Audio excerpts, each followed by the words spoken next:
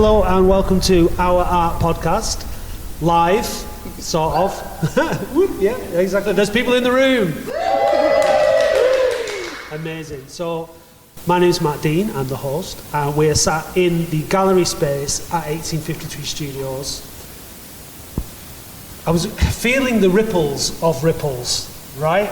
We last time we had the episode with John from SPC Theatre, who's over there and has a microphone. Say hello, John. Hello, John. Oh, that's why you're in show business, mate. And I've been hearing the show from my office and studio for the past week or so. I've also seen it twice. It's absolutely fantastic. Like you were setting it up, John, last week on the podcast, or a few weeks ago on the podcast, to be brilliant, and it really was. I was privileged to be at the dress rehearsal on the Tuesday night, and then I came back on the Friday night, and I loved it both times. It was absolutely fantastic. So we're sat like within the set. So if you're listening now, please imagine the set is kind of like two rows of TV screens opposite each other with a light rigging all around, and then the audience was sat in rows facing each other, and the performance space in the middle was occupied by this gentleman here. Hello, Taff. Hello. You are the writer and yes. performer. Give yourself a proper introduction. Explain to the audience, please. Yeah, so I'm Taff, also Tafadzwa Muchenje. I'm the writer and performer for Ripples. I'm also an associate artist with SPC Theatre. I'm a writer, poet, actor, creative. I also have a day job, 9 to 5 at Channel 4. Doing marketing. But yeah, I balanced those two lives, and they played a part, I guess, in 9 to 5, but did feature in the show. But yeah, I wrote about my experience as a migrant who came to the UK, and I drew on my themes and the things that I experienced. But generally, it's just a story of a young man trying to go through life, and a letter turns his life upside down. And that's all I'll say, and then we'll probably go into it. Hi, I'm Rosie MacPherson. I'm Artistic Director of Standing County Theatre, and I was lucky to be approached by Taff to direct Ripples. We've been working together for 8 years now, and it was very exciting when Tafadzwa initially pitched this idea, because we suspected that he probably had this story in him that he wanted to share with the world, and you could see him over the years getting ready, and this is it, and we're very proud of it. How long was that process in the making? The actual, from writing it, was 3 years of research and development, writing it, but the idea I've had since 2014, when I initially got the letter, and that changed my whole life and the whole trajectory of my life. I was at university. I wanted to be a performer, a writer. You know, I wanted to tell stories, and yeah, all of that got stripped from me, and I lost 3 years of my life as a result of that. But through that process and through that period, I documented, I journaled. I tried to find new hobbies. I tried to find things to do to keep myself going, and I always knew from that point whether something like this would come or something in a different medium would come.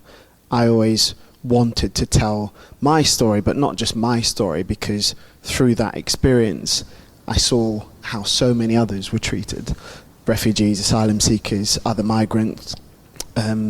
And it really impacted me, and it opened my eyes to a world that I thought I knew, I lived in, I existed in, but I didn't really know it, and I wanted to tell it, and I was a natural storyteller, I was a writer, performer, and yeah, it took a couple of years to get myself into a position where I felt ready as a person to tackle these things, these scars, I guess, and these things that happened to me that I locked away and just suppressed and just tried to survive and get through. So I had to be ready as a person to address that. But as a performer, as an artist, I also had to be ready to do this. So yeah, it took some time to get there. The team, SBC, knew that that was there, and I knew it was there, but I just needed to get there. And I'm glad we're here, because Ripples has been, can I swear? Say what you want. Fucking incredible. It's been an emotional roller coaster for me. It's been incredible working with SBC, and just seeing the growth that they've had as a theatre company, and just being a part of that and really putting on an epic piece of theatre, but something that's so true to myself, but so true to others and so many other people. So yeah, just to be given the platform and to be able to do this and to put this on is just truly incredible. I think you chose a very good adjective there. It is epic, and I feel like, I mean, obviously, I've seen the show a couple of times, and I don't know you, but I know you a lot more as a result, because it's very descriptive of your life, and it tells that story in like an hour and 20 minutes in a really, really powerful way. So and that's your personal story, and obviously the way you perform it is very emotional, and you really invest in it, and you sweat for your art, don't you? Yeah, because it's very physical. Like you know, a lot of movement, and you really put a lot of physical effort into it.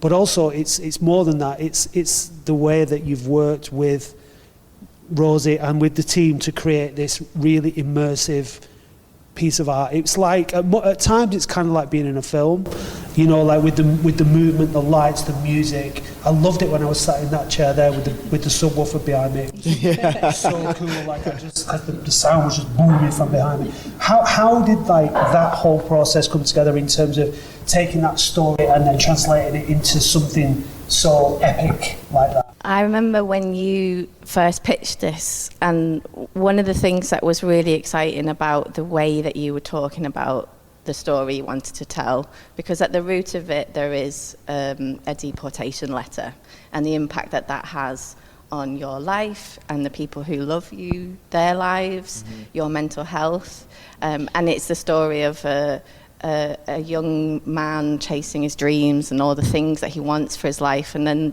life happens and the world does things to you. So there's so much stuff that everybody can connect to, but and you are such a passionate mental health advocate in all the work that you're doing in your career, so it really felt like we have to take you into Tafadzwa's mind, and we have to like find ways to show it and for you to literally feel it with Tafadzwa as he goes through it.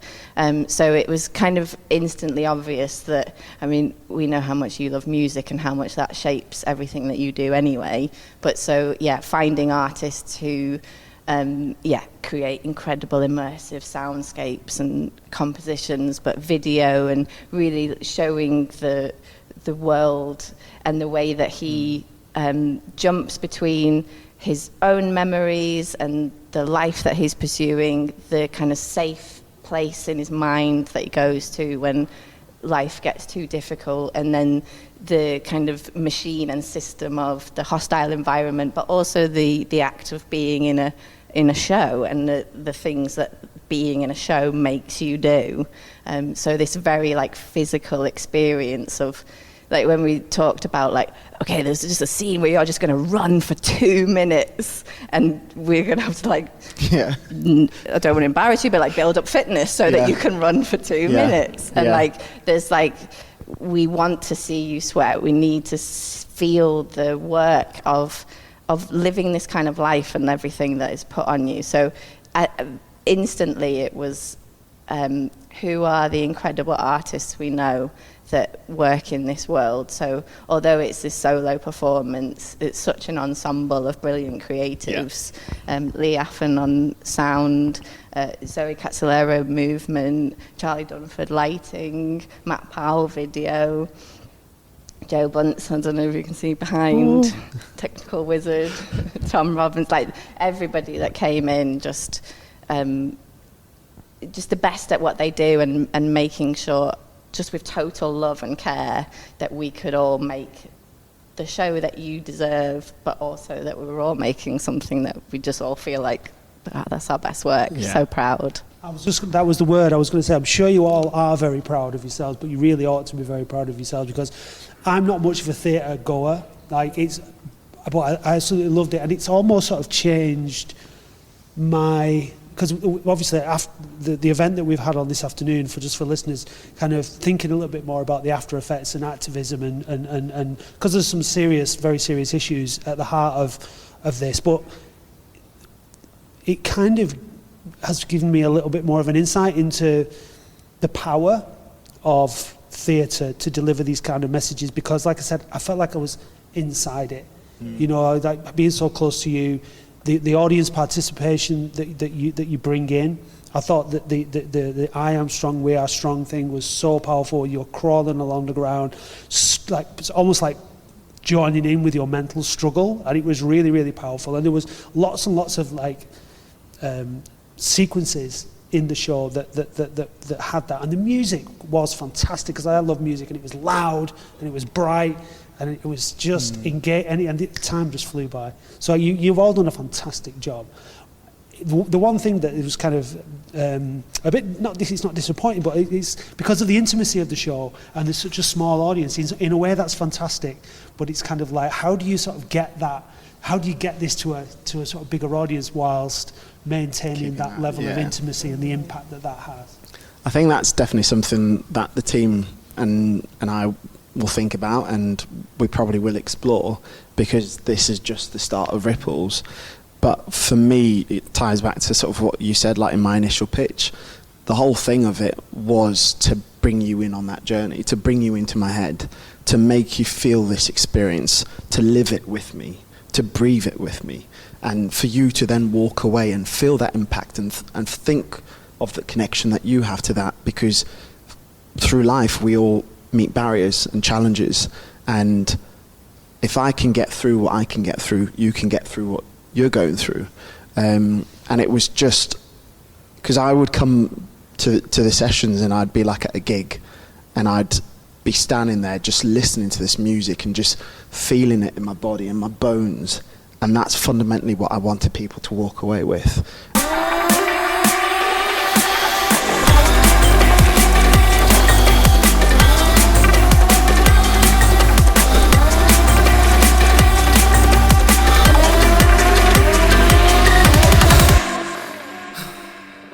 And I think for me, it's probably just saying this like to us, that's why initially having it in a small space was so important, because it's intimate. You're together in it. You're looking at each other. You're seeing the artist, the sweat, the tears. You know, you're feeling everything. And I think we've all been to shows where maybe you're in a big auditorium in a big space, and you lose that magic, that connection. So I'm sure we'll figure out the right balance, because we do want to amplify it. Yeah. But yeah. And one of the incredible things is, like, people stood every night to applaud you, and people even like reached out and hugged you and shook your hand. Like that's like, people are feeling so invested because they are right there. And in some spaces you just would lose that. And what a shame, because the message of the show is that we are a movement of welcome. So we really want to actually feel this room come together. Happily, like, one of the biggest things that people have said to us after the show is, this needs a bigger audience, more people need to see this. And so we're already having very exciting conversations about the future life of it, and all of us want to keep doing it over and over. So it will get to more people, but you probably just have to do a lot of shows to get. You're gonna be fit as a fiddle. I'm already getting there. But like, it's fascinating, because like I don't know, like the whole journey of it. You sort of talk like the whole thing just goes like that. The whole 3 weeks from rehearsals to the end of the last show last Saturday, I've still not processed any of that. It all feels like it's just flown by. But but I just remember fragments of like what you talked about, the audience responses, how I felt performing to asylum seekers who were going through what I'm talking about. Just fragments of it, and all of those fragments give me hope and belief and strength in what this theatre, what you talked about, your question, the power that this has on the people that are living it, on people who are going through something else entirely different, on people who have no experience or interaction with this, but what they can feel and how they can connect and what they can take away and what they can then do within their community and within people around them. And that's the power of theatre. That's the power of storytelling. Agreed. And I think this is a great time to bring the audience in, because you know, it's a very frustrating time politically in the country. You kind of feel strangulated by everything in a way. You want to do everything, but you feel like you can almost do nothing, and it's a difficult time. The scene where, you know, you're trying to get your pizza and you're surrounded by the hotel, the flag shaggers around the hotel, and it's you know, it's very poignant. It's of the moment, and you leave. I feel that the people that have watched it already are probably already allies to you know, people that are going through situations like this. The question is, how do we translate that to people who aren't allies, and because it's such a moving story, does that personal story have an effect on people, or does it not? And I'd be really interested to know how the people in the audience here now, what they took away from it, how it made them feel. Did it inspire you? Did it move you? If anyone would like to, or if you've got any questions for Taff or Rosie, this would be a great time to ask. I'm really interested in how you translate autobiographical things into theatre. So my question is, did you have to change your own story in any way for dramatic effect? Yes. There are elements of it that we sort of included and tweaked, so one of which is being in the hotel. I never, thank God, was taken and put in that situation, but I've been around people and listened to them, and I did say this sort of to you, because of what happened to me and the fear of being put in that situation, I policed myself. I didn't leave my apartment. I didn't leave my flat. It was very infrequently. So that fear of being under surveillance, looking out for the white vans, that was all real. But the actual point of being put in a hotel, that never happened to me. One more very quick question. So did you produce the music too? No, so I worked with Lee. We did a lot of through the R&D process. I put together like a playlist of music that I listened to that I felt resonated with the play. As Rosie said, music is very much a part of my life. And Lee is an incredible wizard. I'm surrounded by just wizards in this team. But Lee took that away and came back with a response himself, and through us talking and you know, in improv sessions, he would just pick up a guitar at some point, and I would just start randomly singing, or I'd say, can you tweak this, or can you say that? And then it was just that symbiotic relationship that we just had from the very beginning. You had a point though. Yeah, I mean, we've had lots of conversations, and stand to be counted in all of our work. If we're working with people who do want to use their personal experiences, it's really important that you always know that you don't owe the audience everything, and finding the ways that you say what you want to say but also protect yourself. And so there's a lot of navigation of like, what truth do I want to share? And also, it isn't just my story, this impacts so many people. So what, in terms of the activism and currently what's happening in the world, how do we also then bring in other people's experiences to open it up more?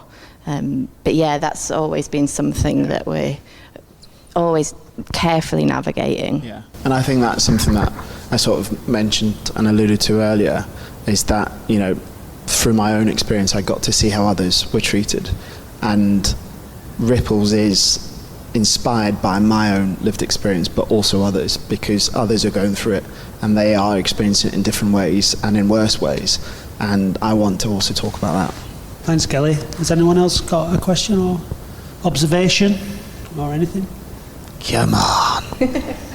So just taking it back to like the starting journey, you were saying when Taf came to you guys, obviously with this proposal, what did that kind of look like? Where did the journey begin? Was it just you had a script written, you had like a very bare bones draft, like full script, or was it this entire concept with everything involved? Fun. Great question. Yeah, that particular pitch was just a WhatsApp text. It was really good WhatsApp message. But like, as you probably all know, you constantly have ideas. I'm constantly writing poems, pieces, concepts, approaches, and sometimes they're just a little title, and then I expand them. And it could be like a treatment, it could be a script, it could just be, I think with this particular one, I'd like written a title, written the idea, the concept, written the themes that I wanted to explore and talk about. What else did I add in it? But it was very, very detailed, and I knew exactly what I wanted to do and how I wanted to tell the story and how visual I wanted it to be and how I wanted it to sound and how I wanted it to feel. And I think that really helped paint this overall picture so that SBC were like, we've got something clear here. But I think also as an artist, it's about, again, working with the people around you and being collaborative, because yeah, I have that vision and that goal, but I'm leaning on all of these to be like, how can we make it better? But yeah, that was a one over WhatsApp. And it was, I mean, because I would track it back to when we first met, and we've been working together, and we've been everyone in SBC, we've all been friends now for 8 years, and we'd done a show called Where We Began that we toured in 2018, which was a collective of international artists, and you were one of them. So you'd sort of started exploring elements of your experience there, and then we'd made a documentary in the pandemic, building on it, and you were starting to write your poetry, and it was becoming much clearer, like the wide-ranging artist that you are, and so it has felt like it's got to be a show that's doing a lot of things, and being in a room improvising, like you said, with Lee, and the music, and that really driving then what's getting written up in a script. It felt very like organic process, not necessarily sat at a laptop all the time. There was definitely time for that, and also the fact that it was a process over 3 years actually feels really important, because we had 3 R&Ds where we focused on different elements of the show, and then we had quite a long period for Tafadzwa to just step away from it and then come back together and be like, what do you remember from the R&D? And if you didn't remember it, I always think that's a good, like, maybe that's not right for this story, because we were making so much good stuff. There's like 7 different shows here, but what's right for this production?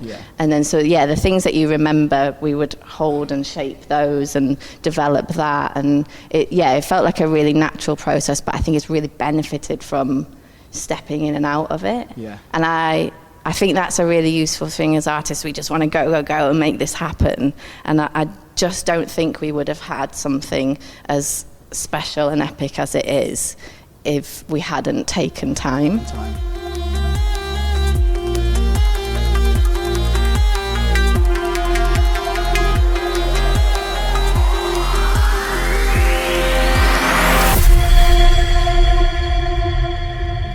You said as well that you had to be emotionally ready to do it, because obviously it's very personal. And so you got to a point where you were. How do you feel now that you have done it? Someone asked me this earlier.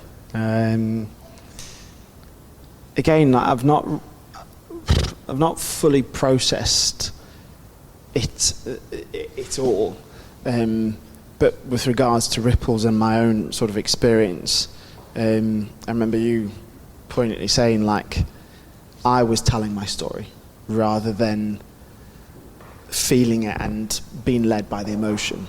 I was just telling this story as a performer.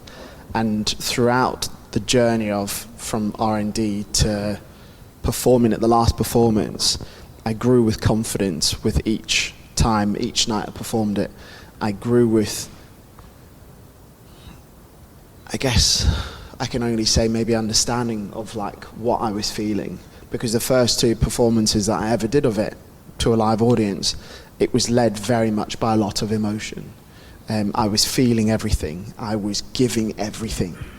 You know, I was a mess after those first 2 performances, and I knew you were like having secret conversations. You can't continue like this. But I also knew myself, I can't continue like that. This is not sustainable. If I want to continue telling this story, I need to find a way to do it that protects me, but I can give what I need to give, and that's it. So that was an interesting journey, and it took me 2 performances to get there, but I got there. Only 2 though, that's wild. Can you explain how you did that? I don't know if that's possible to put into words or not. I think it's just having the honesty to have a conversation with yourself and just know this is actually quite toxic in a way of giving so much and breaking yourself each time to give people something. Because to your point, we don't have to give everything to everyone, you know, and that's you as a performer. Like, the text is the text and the show's there, but you as a performer, you don't have to give everything. And it's just about, for me, it was having that honesty with myself and that conversation with myself and saying, like, Taff, this is not healthy. This is not good. You need to look after yourself, because you won't be able to get to Oldham at this point. So having that honesty and that conversation with yourself, and having people around you that you are in a safe space that you can talk to and lean to, but it's about having that honesty with yourself. It starts there, and yeah, I guess I just had that conversation, and I just realised, okay, what do I need to change? What have the team said to me? Because I, as a performer, I hadn't performed since 2018, and so I was learning as I was going along, and that's something that I remember you mentioned, that these are things that you learn through experience, and that was something that I needed to learn, to experience, to then adapt and change, and be a better performer for it. So yeah, it's 3 things: be honest with yourself, talk to yourself, and lean on the people around you. There's great people around you. Yeah. And my experience of meeting SBC, and I feel incredibly privileged that I have studio space here at 1853, and I was able on 2 occasions to walk from my office, like, and not even have to step outside, like literally meters, and then come and sit and enjoy 2 experiences like that. I mean, that is just incredible. People have travelled, and I'm sure it was worth the journey from where they come from, but it's such a pleasure to be able to have just been able to come from my office, and nice then and easy. it was amazing, and to be in a space where these kind of things happen, and the energy that I've witnessed from being around SBC and what they do, it's just fantastic. And then bringing proximity to people like yourselves, having these kind of conversations, it really is just a privilege to be able to get involved. And I hope that everybody who sees Ripples goes away, I'm sure they will, with just a spark, something ignited inside them, because that's how I feel about it. Like I said, I'm privileged to be here, and I'm so looking forward to the opportunities, because you said about having a team around you. Collaboration is so important. People coming together is so important at this moment in time, and what we can produce, what we can achieve when we do, is quite incredible. Yeah, and I would totally second being able to, I mean, it's incredible we have a studio here and be amongst all these incredible artists doing amazing things, and we're all inspiring each other and supporting each other. That's a really important network. But then to be literally in this space and to create, like, build a theatre and do a show here, like the autonomy to be able to take this work wherever it needs to be, and as the world gets the way it is, it becomes harder and harder to find the stages to put this type of work on, and it's so important. So this tour has been in gallery spaces, and I think that's a really exciting time to be exploring all the different spaces that theatre can exist as well. That gives us an important freedom. And it works so well. It does, works so well in this space, and the fact that it was out of a theatre and it was in just a different space. This space could be anything. I'm dying to have some techno. I keep saying, that was what I want to get a rave in here through the back door. Fully, I think. So giving it some kind of art. Yeah, let's collaborate. Great. And so, like, when you brought all the lighting rigs in, and I'm sitting there and it's booming, I'm thinking, I was right. This space is perfect. Yeah. And that's actually made me think about the rave bit, because I would like a rave as well after Ripples. But I think that made me actually think about a question that you said earlier about how do we get it to other people, and it's exactly that, exploring different spaces. I remember with Where We Began, we toured it in particular areas that wouldn't maybe resonate or agree with what we were putting on, but we went to those areas and we talked to people in those communities, and some people came away and they were like, whoa, I need to think differently. I'm having a conversation with someone that I probably wouldn't have a conversation with. So I think it's the power of exploring different spaces and making theatre accessible, because I think theatre in itself sometimes feels like it's not accessible to everyone. And that's, like you say, a really interesting thing that we can play with, bringing it to people. absolutely. We have a question. Thank you. Thoroughly enjoyed the show on Friday. I loved the use of space as well. The movement. I was like, isn't it gonna hit somebody? But it's like you had it all like choreographed to a T. No one got hit. Everyone was really close, but we didn't get hit. But I enjoyed it, and I picked up topics of, like, obviously being cornered, but quickly met with almost resilience and almost rebellion as well. So I want to ask you, it might be personal, answer to your capacity, but what did you tap into, also for the people that may be going through this at the moment, what you went through in the play? What did you tap into to pick up that, like, resilience and energy to fight back, in essence? And for someone who, a lot of people are going through this at the moment, and the strongest of the strong have lost hope, especially in these times with what's going on outside. What message do you have for them, or guidance in where they could tap into to find that piece of hope to fight back, even if it's not with the club scene like you, but in their own way, to find that strength, and there is obviously it's going to be a light at the end of the tunnel, but what could they tap into? How could they gather that strength and fight to maintain that resilience, and even rebel to an extent to keep yourself up? A great question. I'm just going to sit with it for a second, if that's okay. Because it's one of those things that trying to define it or trying to say it might not really do it justice, because I think inherently we all have the ability to do this, to keep going, to keep pushing. But like you said, the systems, the barriers, life itself can just suck all the hope from you. So how do you keep going? Where do you find that? I don't know. What I do know is that the smallest bit of hope is all you need to keep going, to survive.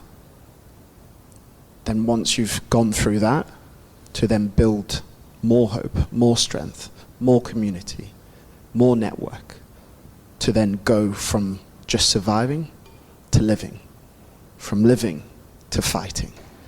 And that was that process for me. It was meeting SBC. It was choosing not to, because like, I'm not going to sugarcoat it, I say in the play, I was broken. My mental health was completely destroyed. I was living a life of just existing. And to come out of that, it was something, yes, within myself, but it was something that, again, we all have. And I can't tell you how to find it, but what I can tell you is that it's there. It is there. And we all have it. And it's just about remembering that you have it. That's it. And it's little steps, hour by hour, day by day, month by month, year by year. Take those little steps. It's just those incremental things, and then fight when you're ready. Because it takes a lot to get to that point.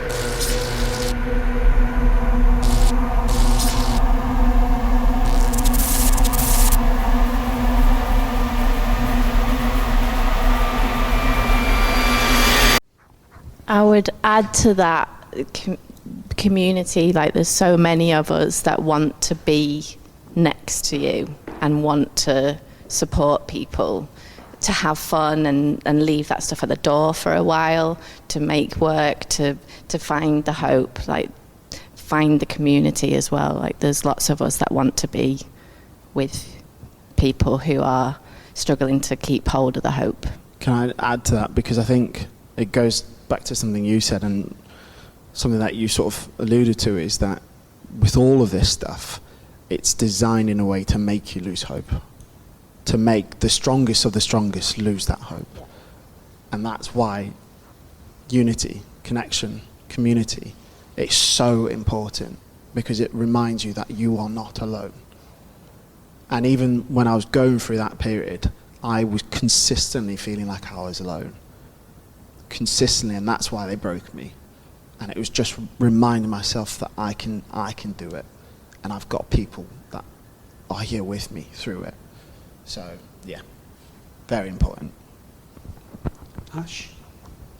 First of all, I just want to say thank you, because I'm feeling incredibly proud and empowered to be in this space right now with these people, wonderful people. My question is, thinking about removal of all barriers and limitations and blue sky thinking, where would you want this piece to go? What would you want this piece to achieve? What is the big, big, big, big dream?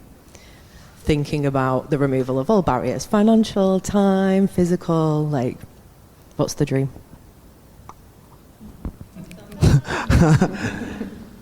Next pitch. Everything. But so my 9 to 5, I work at Channel 4, and I see the power that this public broadcaster has. And you see competitors like Netflix with adolescents, competitors ITV with Postman Bates. Yes. So for me, I think, again, it shows the power of what the arts can do. I would love to continue the rawness and the realness of the theatrical run of Ripples. I would love to take it to TV, because I think that has a bigger reach. I'd love to take it to Parliament, because I think there's such a massive disconnect between the lives that they live and the reality of the lives that we live. And again, theatre, TV, film, publishing, whatever medium it is, that has the power to just make someone think differently, to see something differently, or to open that door potentially for them to then maybe have some critical thinking and go and do their own work and reading and anything like that. So yeah, I think I'd love to put it in a position where we can get mass reach, because there's so much power in this, and yeah, it's just about that massive reach, and then policy makers, change makers, we need to get it in front of them. I actually think that the House of Commons, if you get rid of all that shit that they have down the middle, Be a perfect it's space. Good venue. because you can get the screens in. It and then would you be. could just it do it would there, be it'd be ideal. perfect. Yeah. So there's no excuse. It Really. would be perfect. Like generally, I think that would be It would perfect. be ideal.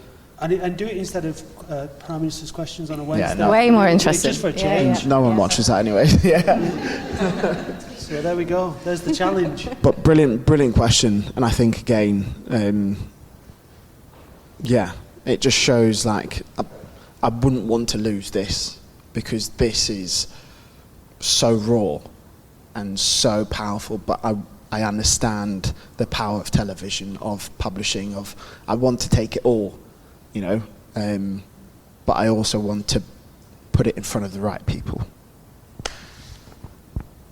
Yeah, I agree. Like the point of this to undermine the hostile environment, and if we can get this in front of as many people as possible and keep building these communities that are welcoming, they literally cannot do what they're trying to do to communities if on the ground people are welcoming and understanding and protecting each other. That's really important work that a show can inspire lots of people to do. I don't care about awards, but this is an award-winning writer and performer, and I would just, on a personal level, love for you to have the awards that you deserve, so we could just go, you know what, Home Office, you try to interrupt this superstar. It's fucking embarrassing what you're doing. This man we're so lucky to have him and everything that he's doing. So, yeah, that would be nice, I think. Yeah. I said I wasn't going to cry. Crying's good, it's useful. It is good. It's very good, and it's good to get it out. And yeah, like none of that stuff is important. But I think for me, just the mere fact that I've put this on, and that we've got all of you incredibly talented people in this room connecting with each other, I've won. We've won. That's it. I can literally see the ripples from. Look, and that's the whole point, though. Yeah. Like, Yeah, it's the yeah. whole point. Like, you know, it's not. That was the pitch. Yeah, exactly. It has to have that. It has to have that ripple effect, and getting it in front of the right people is getting it in front of the people who I think they don't want to watch it. Yeah. And I think that's it. That's the key, and dragging people along. I mean, it's such a difficult time, and it's frustrating as hell, and it creates a lot of anger. There's a lot of anger in me at the minute. There's a lot of frustration in me at the minute. So it's how do you go about things in a constructive way? How do you keep your moral integrity? How do you keep yourself level and do things that are positive? And it might just be taking somebody to see a show. That might just be a really, really simple way, or getting involved in something and spending a bit of time in the right environment with people like SBC who are putting something on, and or like this, all the people here have come today, and it does sort of reset your humanity and give you a bit of inspiration. At times, if you're not careful, you can really start to just lose faith in it all, can't you? I mean, we all have the powers to be agents of change. Just have to remember it. We all have that power. Yeah, I think that wraps it up, and I think everybody in the room will agree that it is a spectacular show. Personally, from you, brilliant performance, real privilege. But Rosie and all the team have done an incredible job, and thank you for bringing it to Oldham. Thank you for bringing it to 1853 in particular, because I'm lazy and I didn't have to. It was for you. Yeah, it was just a minute. But no, honestly, it's a real privilege that you have, and I think that Oldham is blessed to have had it, and I hope that every town in the country gets to see it at some point. So thank you very much for your time today, and thanks for the audience for participating. Thank you. Thank you.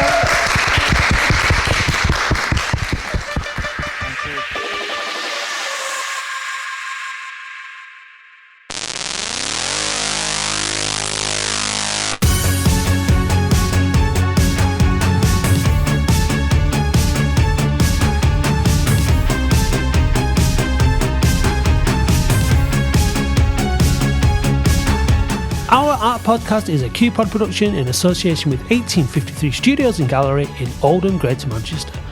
For more information, check out the links in the show notes.